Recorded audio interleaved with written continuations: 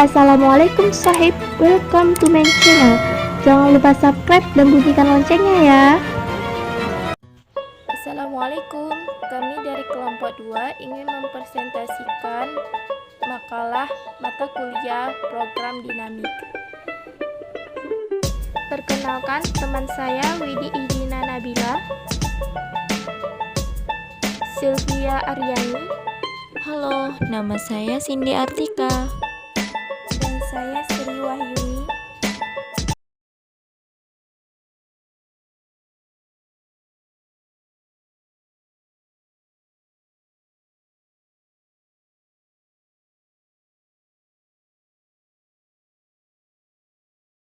Baik, saya Widi Ihdina Nabila akan menjelaskan yang pertama, pengertian capital budgeting.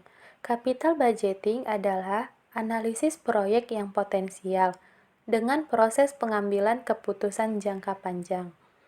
Capital budgeting melibatkan pengeluaran yang besar, tetapi itu sangat penting karena berhubungan dengan nasib perusahaan dengan waktu yang akan mendatang. Sifat proyek capital budgeting yaitu: pertama, independen, di mana arus kas tidak berpengaruh dengan penerimaan proyek lain. Kedua, saling meniadakan, di mana arus kas satu proyek dapat berpengaruh dengan penerimaan proyek lain. Menurut Bambang Rianto, capital budgeting adalah keseluruhan proses perencanaan dan pengambilan keputusan mengenai pengeluaran dana, di mana jangka waktu pengambilan dana tersebut lebih dari 1 tahun. Berdasarkan pendapatan tersebut, capital budgeting dapat diartikan sebagai keputusan investasi, yaitu investasi jangka panjang yang memerlukan pengevaluasian, penyeleksian, dan pengujian, karena menyangkut pengeluaran modal besar. Capital budgeting mencakup 2 macam keputusan, yaitu pertama, keputusan pendanaan, dan yang kedua, keputusan investasi. Selanjutnya, saya Sri Wahyuni akan menjelaskan tentang pentingnya capital budgeting. Capital budgeting mempunyai kegunaan dan fungsi yang sangat penting karena: 1. Pengeluaran dana untuk keperluan investasi biasanya melihatkan jumlah dana yang sangat besar. Dengan jumlah dana yang sangat besar mungkin tidak dapat diperoleh dengan jangka waktu yang pendek atau mungkin tidak dapat diperoleh dengan cara sekaligus. Oleh karena itu, harus disusun terlebih dahulu rencana yang teliti dan dipertimbangkan secara matang. Yang kedua, dana yang dikeluarkan akan terikat untuk jangka waktu yang panjang. Ini berarti bahwa perusahaan harus selalu menunggu selama waktu yang panjang atau lama sampai seluruh dana yang tertanam dapat diperoleh kembali oleh perusahaan. Dan yang ketiga adalah kesalahan dalam pengambilan keputusan mengenai pengeluaran dana tersebut akan mempunyai akibat yang panjang dan berat. Oleh karena itu, apabila terjadi kesalahan dalam pengambilan keputusan dalam bidang ini, maka dapat diperbaiki tanpa suatu pengorbanan dan atau kerugian. Yang keempat, investasi dan aktiva tetap menyangkut harapan memperoleh pendapat penjual di mana yang akan datang. Sumber-sumber dana atau modal yang digunakan untuk membelanjai investasi dalam jangka panjang menurut Bambang Rianto. Yang pertama, pinjaman obligasi, yaitu merupakan surat pengakuan hutang yang dikeluarkan pemerintah, perusahaan, dan lembaga lain sebagai pihak yang berhutang yang mempunyai nilai nominal tertentu dan kesanggupan untuk membayar bunga secara periodik atau dasar persentase tertentu dan tetap. Yang kedua, saham istimewa, yaitu saham yang mempunyai hak preferensi tertentu di atas saham biasa. Dalam hal ini, pembagian dividen yang pembagian kekayaan pada waktu pembubaran perusahaan. Yang ketiga, saham biasa, yaitu saham yang mendapatkan persentase keuntungan maupun kerugian sesuai dengan jumlah saham yang dimiliki. Selanjutnya, saya akan menjelaskan teknik-teknik dalam capital budgeting. Teknik-teknik yang digunakan dalam penilaian kelayakan investasi disebut dengan teknik capital budgeting. Adapun beberapa caranya yaitu 1. Metode Average of Return atau ARR. Average Rate of Return merupakan metode yang menghitung tingkat keuntungan rata-rata menurut akuntansi yang diperoleh dari suatu investasi. Apabila hasilnya lebih besar dari keuntungan yang disyaratkan, maka proyek diterima dan sebaliknya. Apabila lebih kecil dari keuntungan yang disyaratkan, maka proyek ditolak. Untuk menghitung ARR, yaitu ARR sama dengan Average Earning After Tax dibagi Average Investment. Cara yang kedua, metode payback. Metode payback period adalah perhitungan atau penentuan jangka waktu yang dibutuhkan untuk menutup initial investment dari suatu proyek dengan menggunakan cash inflow yang dihasilkan oleh proyek tersebut. Metode ini dipergunakan untuk mengetahui berapa lama initial investment akan kembali. Apabila waktu yang diperlukan lebih pendek atau sama dengan yang disyaratkan, maka proyek dapat diterima.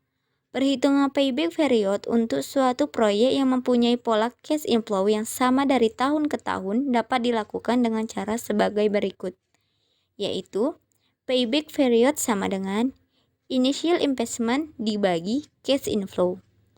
Untuk payback period yang memiliki cash inflow yang setiap tahunnya tidak sama, dapat dilakukan perhitungan dengan rumus yaitu payback period sama dengan T B tambah C dibagi D per C, dengan T yaitu tahun terakhir di mana jumlah cash inflow belum menutup initial investment, B yaitu initial investment, C kumulatif cash inflow pada tahun ke-T, D jumlah kumulatif cash inflow pada tahun T tambah 1.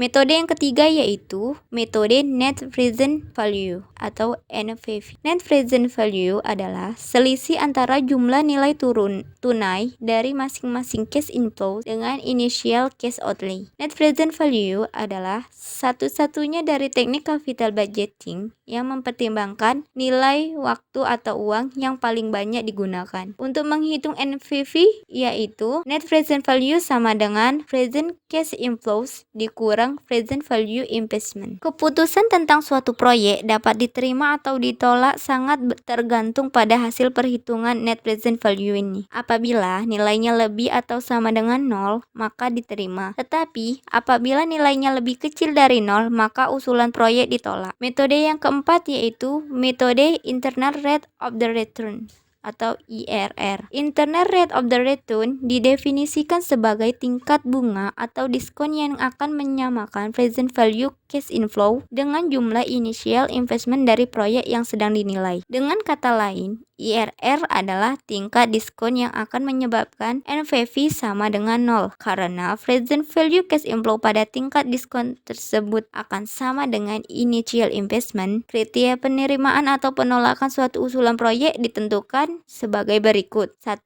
Usulan proyek investasi akan diterima apabila IRR lebih dari cost of capital. Kedua, usulan proyek investasi akan ditolak apabila IRR kurang dari cost of capital. Perhitungan harus dilakukan secara trial and error atau coba-coba, sampai pada akhirnya diperoleh tingkat diskon yang akan menyebabkan NPV sama dengan 0. Metode yang kelima yaitu metode Benefit Cost Ratio. Metode BC ratio ini disebut juga dengan istilah Profitability Index.